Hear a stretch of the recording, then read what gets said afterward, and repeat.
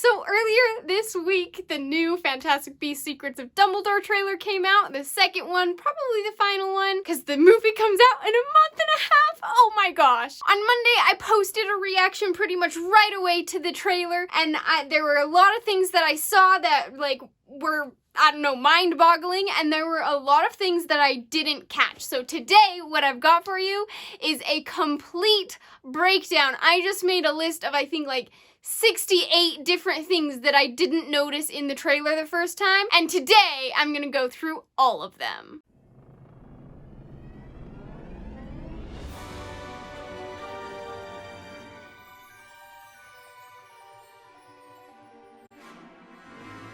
This video I'm going to try to do a little bit differently. For the most part, it's just I'm going to have the trailer over top of it and I'm going to voice over, so sorry if the audio is a bit off. It's my first time trying to do it that way. But anyway, let's get to the video. I watched the trailer frame by frame, jumping back 0.25 speed, and I caught so many things, but let's get started at the beginning. Let's start at the beginning, or at least close to the beginning. We all clearly saw this Gryffindor Quidditch player right here, but I noticed in this wider shot right before that, you can also see a Slytherin Quidditch player playing with them. Then in the next shot, when the Gryffindor Quidditch player is the main focus, you can also see a small figure walking through the courtyard. It looks like they're dressed in blue, so I'm wondering if it might be McGonagall since she's wearing blue in the next shot. Oh, also yeah, that's McGonagall. I was an idiot and didn't recognize her when I first saw the trailer. Then we see that the place where McGonagall has come to talk to Albus is the Hogshead, and it's closed. I wonder if this is the same time as when Newt and Theseus are in the Hogshead, or if it's a completely unrelated occurrence. Now, here we are at Nurmengard, and I noticed that there are actually a whole bunch of people walking up to the castle. I wonder how many people are joining Grindelwald there. Next up, I noticed that on this close shot of Grindelwald, someone is approaching him in the background, and they're wearing blue. I hope it's not McGonagall. That was a joke. It's probably definitely Vinda. Then we can see the Phoenix flying up to Credence, and it's black and literally burning midair. I honestly think something is up with that bird. Either it's about to die, or it's not a real Phoenix, or we've changed the rules about Phoenixes in Harry Potter. Who said it could burst into flames as a baby to become an adult like at the end of Crimes of Grindelwald anyway? Next up, we've got this scene at this temple or palace right here. We've seen this place a lot in the trailer so far, but at first I didn't realize how many important details were hidden here. First of all, at the top of the stairs, you can see red, yellow, and green banners behind Grindelwald, and each of the 3 banners has a different symbol on it. When I noticed this, I wondered what the significance of the colors in the symbols were. If you look closely, the symbol on the green banner is the Alliance symbol, which I didn't even know existed until now, but it's a symbol for Grindelwald's alliance, and it was apparently designed for and used in Crimes of Grindelwald. It consists of the Deathly Hallows symbol with the silhouette of the actual Elder Wand replacing the line, some leaves at the top, and 2 Gs, one backwards and one forwards, presumably standing for Gellert Grindelwald. It seems like this symbol is going to be used a lot more in this film to represent Grindelwald and his growing following. But what about the yellow and red banners? The green one is for Grindelwald, but who are those ones for? I'll show more evidence for this later, but I think the yellow one is for Vicencia Santos, as you can actually see on the other side of this yellow banner in the foreground. And the red one is for Liu Tao. It looks like these 3 are running for the post of Supreme Mugwump, who is the leader of the International Confederation of Wizards, that being basically the Wizarding World equivalent of the United Nations. A moment later in the trailer, we see red, yellow, and green smoke being shot up into the sky by everyone in the crowd. And here, in one of the green bursts of smoke, we see a much clearer image of the Alliance symbol. In this shot, we can see 1 burst of red smoke, 1 yellow, and a handful of green. I think that right here, the people are voting, and it looks like Grindelwald is going to win. And actually right here, you can see that now all 3 banners are green and have the Alliance symbol on them, which means that he most definitely won and is now the Supreme Mugwump! A random little thing right here, but Newt has blood on his forehead. I bet that even though this clip is near the beginning of the trailer, that it actually comes from close to the end of the movie. I'm skipping forward a little bit to the scene with Lolly and Jacob because the clips I skipped I noticed in previous trailer reactions or analyses, but here, when we're inside Jacob's shop, you can see a sign that says, "Help Not Wanted." This shows that Jacob has closed himself off to not just the Wizarding World, but to everyone after Queenie left him to join Grindelwald. Also, if you take a closer look at Eulalie's book here, you can see that the title is It Can't Happen Here. After a quick Google search, I found out that this is a real book that was published in 1935, which I guess gives us the most precise look into when exactly the this movie takes place. According to Wikipedia, It Can't Happen Here is a 1935 dystopian political novel by American author Sinclair Lewis. It describes the rise of a U.S. dictator similar to how Adolf Hitler gained power.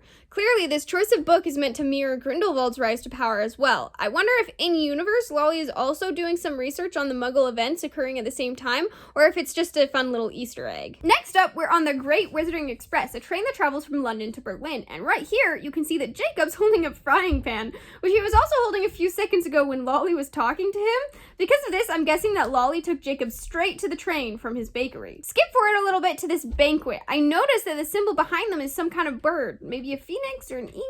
I'm curious to know what the symbol's for, and if any of you know, let me know down in the comments. And we're back on the train. Jacob takes another drink of giggle water, and I noticed that it looks like Teddy the Niffler has ransacked the silverware drawer in front of him. Then in this shot with Aberforth, we can see the words on his mirror appearing. At first I thought they were just coming into focus, but now I realize that they're literally appearing out of nowhere, which would make sense why some of the letters are still missing. When I first saw this, I thought it said, "Do you know who is..." No, he's not asking if we know a whisk. After looking much more closely, I realized it says, "Do you know what it's like?" Back in the train, and hold up, is that Dumbledore? I don't know why, but it feels like that changes things if Dumbledore's on the train with them. Then here, when Dumbledore grabs the snitch, I realized that he's wearing gloves. I'm wondering if they are somehow using the flesh memory of this snitch to their advantage. Then, if you take a closer look at the people behind him, you can see this person in all green. And sorry, I'm briefly skipping forward to the very end. In this shot, in the background, you can see someone in the same color of green sitting down who very much looks like Bunty from behind. I bet that for some reason, Bunty needs to be in disguise for this part, and that person in green is her. Now, here in this crowd, I spotted a whole bunch of details again.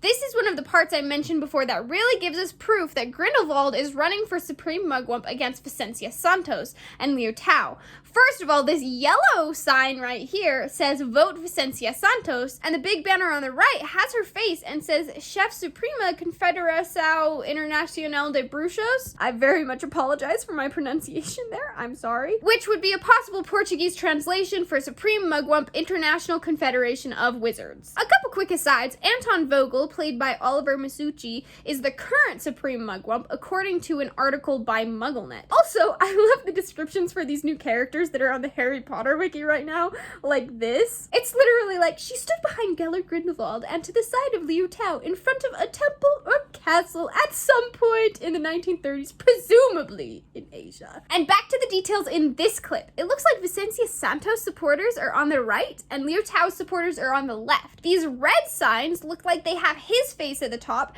and read in traditional Chinese something along the lines of "Resolutely support Liu Tao's election as the president of the International Magic Association." Another detail here is that we can see clear as day Grindelwald's alliance symbol in the green smoke again. This makes me wonder, are they voting here too, or is this just a campaign? It looks to me like there isn't a crowd supporting Grindelwald, but the people in the middle are shooting the green smoke into the air. I bet this is a campaigning event that marks the beginning of Grindelwald gaining a following for his candidacy as Supreme Mugwump. Then here, this looks like Grindelwald's car, and you can see that it has the alliance symbol on the front of it. I told you, we're seeing this symbol a lot more in this movie. Also, on top of that, this looks like a G made out of an alchemy.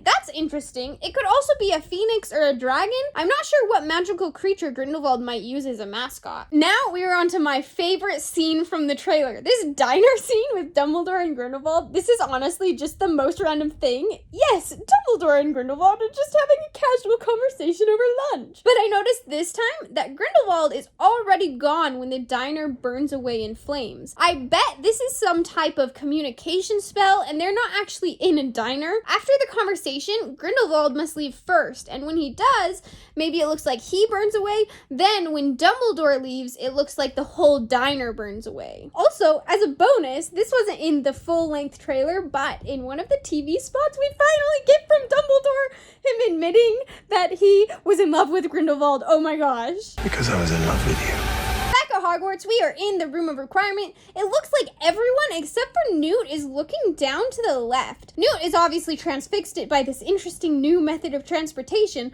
but the others are staring at or near the ground. There must be something important in the case that Bunty just put down. Also, quick detail, Jacob is putting something, probably his new wand, into his coat pocket. Then, when Dumbledore turns on this fancy portkey-like device, the big creature in the circle comes to life and bows. Based on its silhouette and the fact that it bows, I'm wondering if it might be a hippogriff. Now we are in Berlin with Credence and his flaming phoenix. An interesting thing that some people have noticed is that everything is mirrored. You can tell because the words and all the signs are backwards. I have to give credit to the Super Carlin brothers for this theory, but it's possible that Dumbledore has access to a mirror dimension with his Deluminator and uses this as a place to fight safely with Credence without endangering the people around them. In this clip, you can see that the light is getting sucked into Dumbledore's right hand. He's probably holding the Deluminator with his right hand. And so this is when either he's transporting them into the Mirrorverse or he's just removing the light to make it hard to see within that mirror dimension. I'm thinking probably the former because then in this clip you can see the light leaving the Deluminator as they are apparently returning back to the normal dimension. But it could also be the latter because the lights all seem to be missing from this mirror universe. Also, the people are missing. That is why it makes sense that this could be a mirror dimension that Dumbledore creates to be able to fight safely with Credence. At the end of this fight, Credence looks dead or at least passed out. Well, let's rotate this 180 degrees and take a closer look at him in the normal world. It looks like he's waking up, so this must be when Dumbledore is transporting him back to the normal world. Now we're back at the Hogshead where Dumbledore is looking at the blood-packed vial. You can tell it's the Hogshead because you can see Ariana's portrait in the background, and I noticed that the whole center of the vial is now glowing red, as opposed to just the specks of blood in the middle of the silvery center, as we saw at the end of Crimes of Grindelwald. I wonder, maybe that's an indication that the magic of the pact is becoming stronger, or maybe it's an indication that it's becoming weaker. Now we see Credence breaking through this barrier right here, and I didn't notice before that Newt is actually the one casting Protego or whatever spell is creating the barrier, but yep, he's right there. Also, I think that this scene is in the bamboo forest. Based on the foliage around the edges of the barrier and the fact that Newt is wearing, I think, the same outfit as when he's running through the bamboo forest with the mysterious little creature, it must be the same place. Also, if you take a super close look into the background right here, you can see that Newt's case is open on the ground. I think that this must be a field trip that Newt is on alone, and it's probably near the beginning of the movie. And after Newt starts running away through the bamboo forest, it looks like he's getting closer to the edge of a cliff. I wonder if he's going to get stuck on the edge there. Also, where's his case here? Maybe he's actually running towards his case after he rescued the creature. He could have left his case at the cliff edge and he's trying to get back to it. Cut to Grindelwald and this weird hot tub thing. I realized that it's glowing almost like a pensieve. It's possible that this is actually a magical device similar to a pensieve, or that it can help with his visions or help him maybe even remember his visions. Also, that mysterious baby creature is right there by the hot tub thing. I'm confused by this because I was assuming that this part is at Nurmengard Castle, but then we see Newt running with that creature through a bamboo forest, which is clearly not in Austria. The only answer I could think of that makes sense right now is that maybe Newt doesn't actually rescue that creature. Maybe Credence and Vinda get it and bring it back to Nurmengard. Now we get to this scene with Theseus and Lolly. They both have cases, so this must take place after they've taken that portkey-like device. I don't know why, but I only noticed one case before, but both of them have one. I wonder why everyone gets their own case. They could be like an arsenal of weapons that each person has, or they could be decoys for the real one.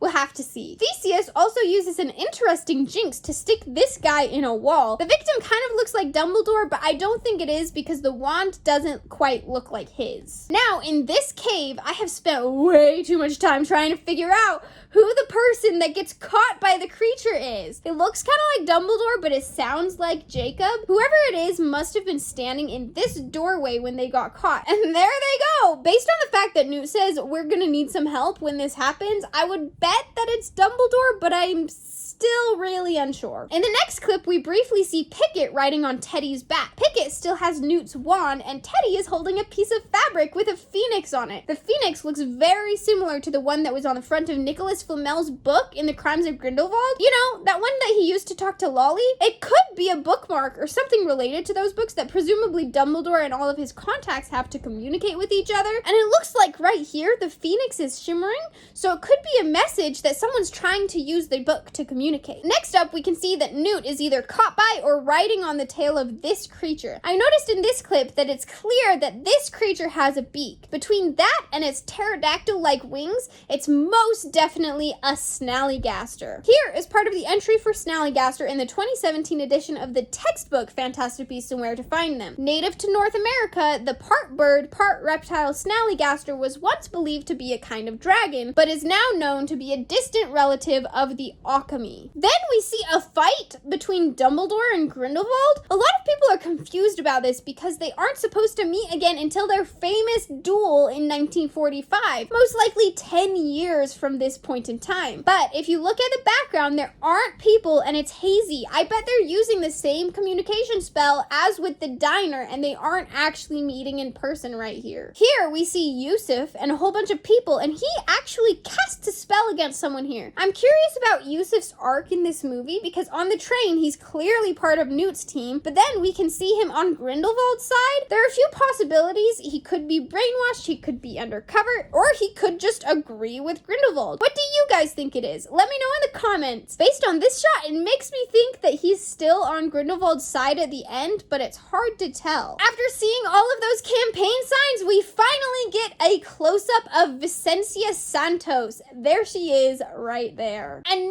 now we get a close-up of one of the open cases. This one is full of books. The titles that I could decipher are Have a Fiesta in a Bottle by Libacious Borage, Advanced Charm Casting by Eulalie Hicks, Sonnets of a Sorcerer, and Achievements in Charming. Have Yourself a Fiesta in a Bottle by Libacious Borage is a party-themed potion book by a notable alumnus from Castelo Bruxo, the wizarding school in Brazil. Advanced Charm Casting by Eulalie Hicks was not a book I was aware of before now, but kudos to Lolly for being a published author. Sonnets of a Sorcerer is a wizarding poetry book that, according to Ron Weasley, everyone who read spoke in limericks for the rest of their lives, although that was most likely just one bewitched copy that Arthur Weasley confiscated as part of his job. And Achievements in Charming is a book about charms that Hermione used to study for her OWLs. There are also a handful of other books in that case, but I couldn't see or figure out the titles on those ones. Because a moment later, a bludger comes out of the case from behind the books. We can see in a couple more clips that the bludger is flying around knocking people out. Based on this, I bet these decoy cases are meant to be more of distractions than anything else. Then we see this quick clip of Jacob, and he's got a case too, showing that all of them have their own cases at this portion of the movie, which I'm guessing is like the final end battle type part of the movie. Okay, and back to the rampaging bludger mess, there are actually two open cases on the ground right there. So I bet there are also two bludgers flying around, and I bet those two cases are the ones that Lolly and Theseus were carrying around earlier. And back to this frightening creature. No, it is not a manticore. Manticores have scorpion tails, but aside from that, they look nothing like scorpions. They have the body of a lion and the head of a human. And no, it's not a blast-ended scroot. Blast-ended scroots won't be bred until 1994, nearly 60 years later. And aside from that, this doesn't even look like a blast-ended scroot. Yes, it has a scorpion tail, and yes, it seems to blast flames at Newt, but it clearly has a face and only one scorpion tail. By the way, I think that tail right there is attached to a different creature, not the same one. Whereas blast-ended scroots have two stingers and no face. Also, blast-ended scroots blast sparks out of their ends, like their rear ends, not their stinger. If anything, this just looks like a giant scorpion. And hey, if acromantulas can exist in the wizarding world, then giant magic scorpions that can shoot flames out of their stinger can definitely exist too. Or, hear me out on this one. If you look back at this scene again with Newt and Theseus, you can see these crab-like things next to them. The closest creature to that in the Fantastic Beasts textbook is the Chisperful. But the problem with that is Chisperfils can only grow to be about a 20th of an inch in length. And these are clearly much larger than that, as we can see their size compared to Newt and Theseus. But what if Newt and Theseus shrunk themselves down to get into this place? And that's why the Chisperfles are so big and the scorpion is giant. Or maybe someone engorgioed the whole place,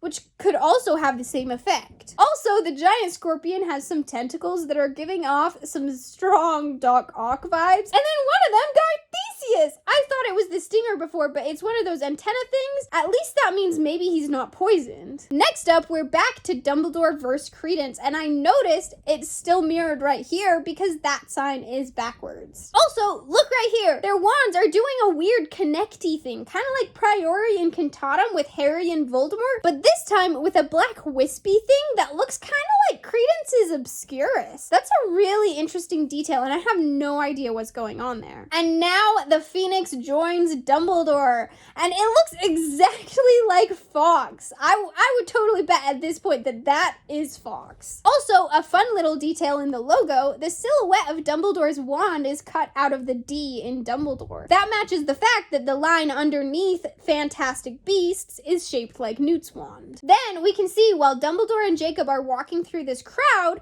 the crowd is holding more yellow Vote Vicentia Santos banners. And then here on this blue banner, the symbol matches the one that was on the bottom half of that portkey type thing from earlier. This symbol probably represents this place where everyone was gathering. And that banner also has an interesting creature above that, which makes me doubt that the one earlier was a hippogriff because it looks a bit different here. Now we're back to this banquet thing, and I noticed that Jacob creates the cloud when Grindelwald and his followers are literally just sitting and eating. But where's Queenie? There are a couple of empty chairs in the foreground. Those could be Queenie's and Credence's because I don't see them sitting at that table. But oh wait, she's way in the background in the doorway with Credence. And Queenie must walk into the room while Jacob is conjuring the clouds because in the next clip, she's clearly not in the doorway anymore. Everyone else is running out of the room while she just stands there in the middle of the room. Then lastly, at the very end, when Jacob asks Dumbledore if he could keep the wand, you can see everyone